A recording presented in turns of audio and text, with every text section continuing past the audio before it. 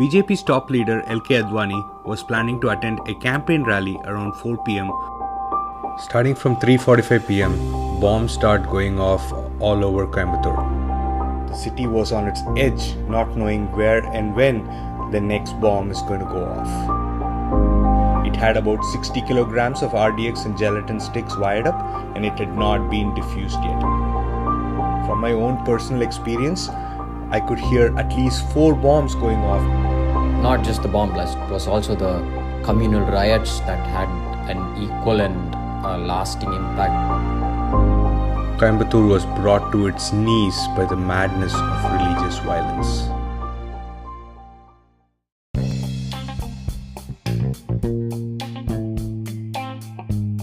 Hey everyone, welcome to the Reliv podcast, where we live through events as they happened.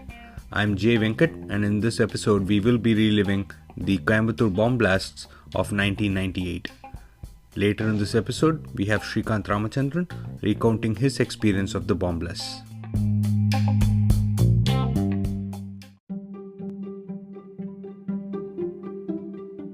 February 14, 1998, Coimbatore, India. BJP's top leader LK Advani was planning to attend a campaign rally around 4 pm for the 1998 Indian national general elections. The rally is held in the heart of Coimbatore in a place called Araspuram. Typically, big campaign rallies are held in open grounds outside the city, but not this time.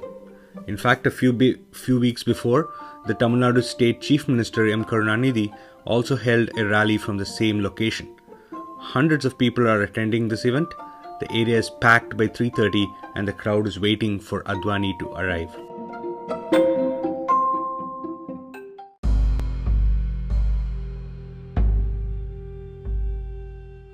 Starting from 3:45 pm, bombs start going off in various locations in the city, some of them close to the rally venue and some of them away from it. But there were 10 bombs that went off between 3:45 and 4:10, including a suicide bomber that blew up near the stage where Advani was supposed to speak. However, Advani did not turn up to the venue on time because of a delayed flight from his previous campaign rally, thus escaping. Bombs have gone off in all kinds of locations.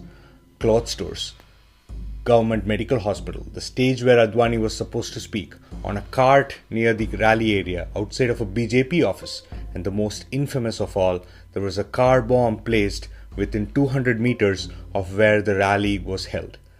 At this point, panic had already set in. People started scrambling all over the place. The meeting venue in Araspuram became a chaotic scene with numerous dead and hundreds injured. Emergency services were in full swing and trying to get as many people to the nearest hospitals as possible. But remember that one of the hospitals, the government medical hospital, was also under attack. Obviously, the people who orchestrated this tragedy had thought this through fully. They not only wanted to kill LK Advani, but they also wanted to terrorize the people. They also made sure that in case Advani escaped from the suicide bomber on the stage, they would get him once he gets to the government hospital. Between 4:30 and 7 pm, Coimbatore was in a state of shock. The people had never experienced something like this. Yes, there were riots before, but bomb blasts with so many casualties was beyond anyone's wildest imagination. Thankfully, it was a Saturday and there was no rush hour crowd, or else it may have been worse as the bombs went off in all the main office and commercial areas. There was one bomb right opposite the government bus stand as well. News was spreading slowly, and since there was no live news channel at the time, people had to rely on word of mouth. Most people were stuck wherever they were for hours for the fear of getting caught in the middle. The city was on its edge, not knowing where and when the next bomb is going to go off.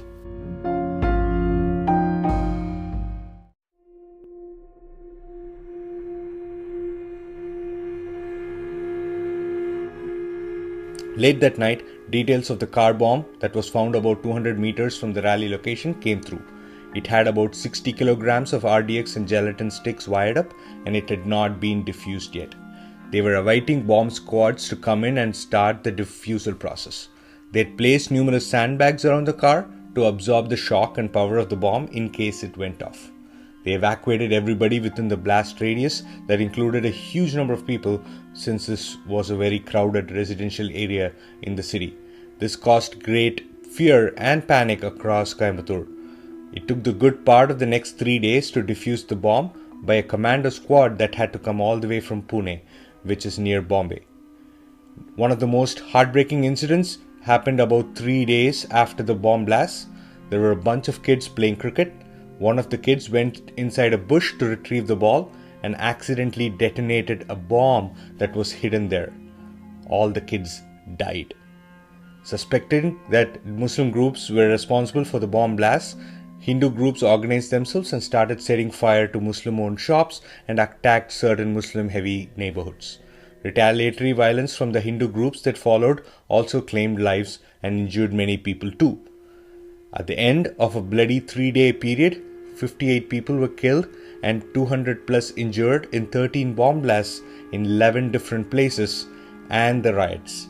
Everything within just a 12-kilometer radius. These were the official numbers, with unofficial estimates calling out much higher casualties.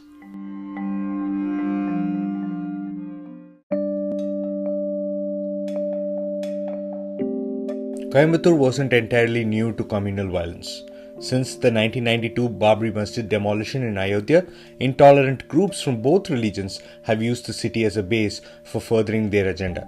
Al-Umma was formed by S.A. Basha in Chennai in 1993. In the same year, he was arrested for his connection with the RSS building bomb blast in Chennai.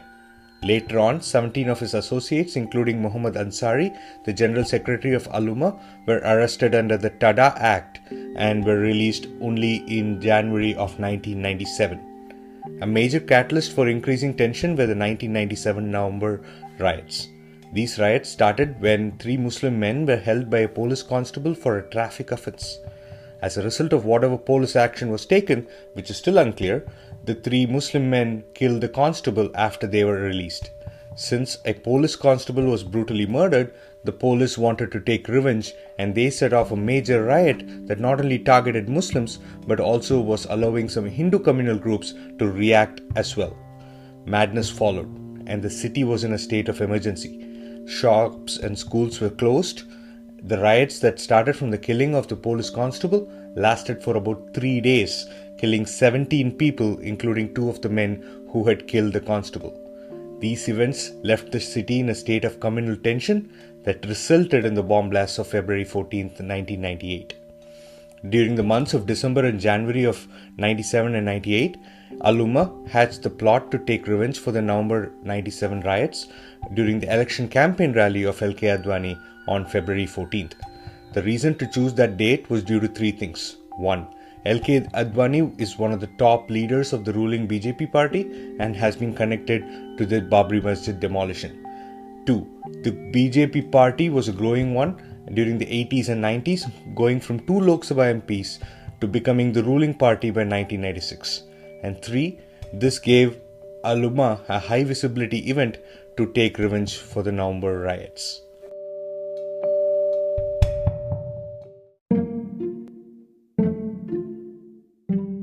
Immediately after the blast, police arrested the leaders of multiple organizations, especially Al-Umma, whose leader S.A. Basha was one of the masterminds of this despicable act. Abdul Madani, another leader of an associated organization, was also found to be linked to the blast and was apprehended a month later. Due to the slow nature of the judicial system in India, the case against these members were not complete until 2007, 9 years after the blast. Basha and his associates were convicted and sentenced to life imprisonment. But to many people's surprise, Abdul Madani was acquitted of all charges and freed from prison after having served 9 years during the trial in jail. He was later arrested and put on trial for his involvement with the 2008 and 2010 Bangalore bomb blasts.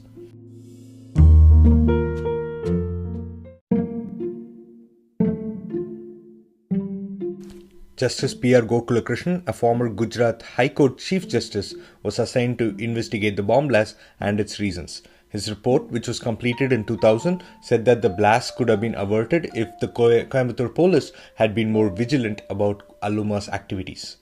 The report also called for the banning of multiple organizations that played a part in the blasts, improving intelligence methods of the police, and deploying checkpoints in sensitive areas around the city, which you can find even to this date.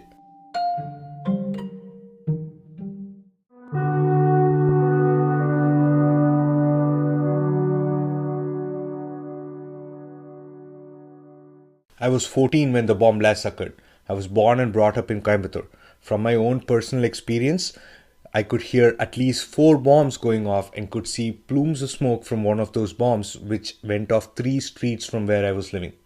That bomb blew up in front of a BJP office, and a well known bakery was also right next to it. My mom had asked me to get some bread from the same bakery around 3:30 p.m., and since I was playing cricket, I did not immediately go, thankfully. That bakery was shut down for at least a year after that incident, and I knew a couple of people who worked there got badly injured from that blast. My dad was not in town and was on his way back from Chennai by train. Cell phones were not very prevalent then, and there was no way to contact him.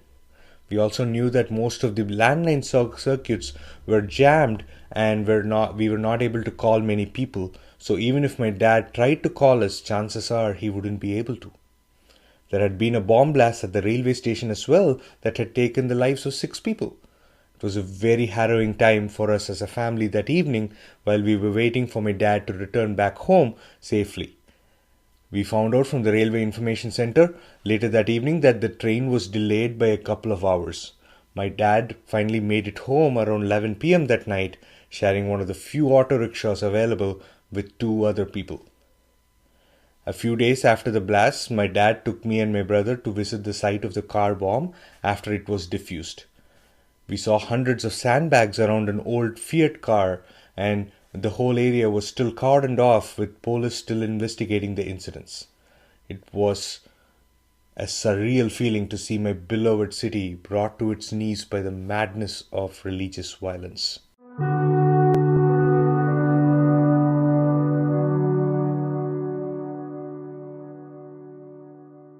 Now we are going to talk to Shrikant Ramachandran about the impact this event has had on his life.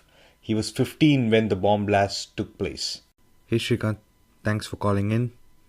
Can you tell us what you were doing during the incident? When the bomb blast took place, I was at home along with my family, thankfully. I was in 8th or 9th standard at that time, and I do remember watching TV with everyone, just following the news. I didn't realize the enormity of the bomb blast incident until news started showing that it was not just one bomb but many more following that, and especially in crowded places. It was very scary. I had friends in areas such as Gandhipuram, Maraspuram, where many of the blasts took place, and until I really found out they were safe, it was pretty tense. How did this event impact you, your life, and also impact the city of Coimbatore itself? Personally, the bomb blasts opened my eyes to the reality in society. I was aware of this extreme polarization in the society, how religion and religious sentiments were exploited, politicized. I also realized that I was living in a bubble, unaware of all these extremes in the society. For example, I didn't even know that Aluma even existed until this incident. After this bomb blast, I started being aware of such incidents around me. We had our eyes and ears open, and whenever any such communal incidents happen, we were trying to be careful, trying to stay at home, and making sure your family and friends are safe.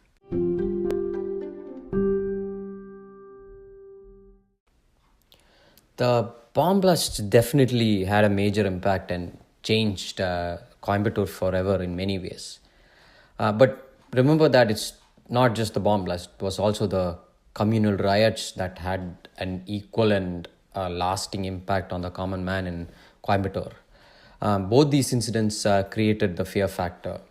People started being cautious and very careful, especially when communal tensions flared up due to any stray incidents in Coimbatore. And such incidents in past may not have had so much of visibility with the common man, but after the blast and the riots, people started being very careful. We always knew as kids and even after we grew up to stay away from certain areas, especially Muslim majority areas while traveling at night. As Coimbaturians, barricades were a common sight, especially in key parts of the city, and the presence of commandos in some of the areas were always common. Overall, this incident ripped through the heart of the city and it impacted the cultural fabric of the city. There is always a fear that even today anything wrong can happen.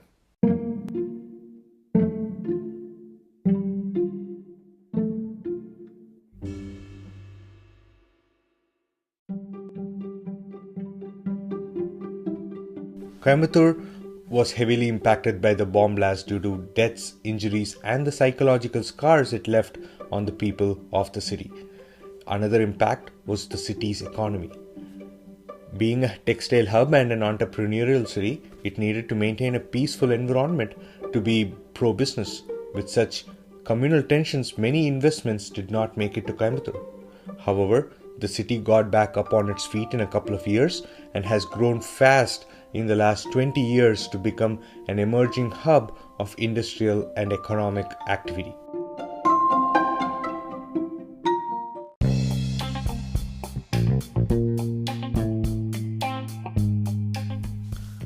Thank you for listening to this episode of Reliv. Goodbye.